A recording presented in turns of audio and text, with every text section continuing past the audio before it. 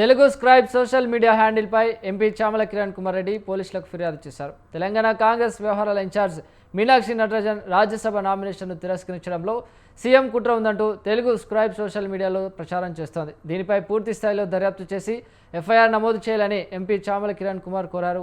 రేవంత్ రాజకీయ ప్రతిష్ట వ్యక్తిత్వాన్ని దెబ్బతీసే విధంగా తెలుగు స్క్రైబ్ వ్యవహరించిందని ఆయన మండిపడ్డారు. రాజకీయ దురుద్దేశంతో అసత్య వార్తా కథనాలు వేస్తున్న తెలుగు స్క్రైబ్ హ్యాండిల్పై చర్యలు తీసుకోవాలని కోరుతూ ఎంపీ చామల సీసీఎస్కు ఫిర్యాదు చేశారు.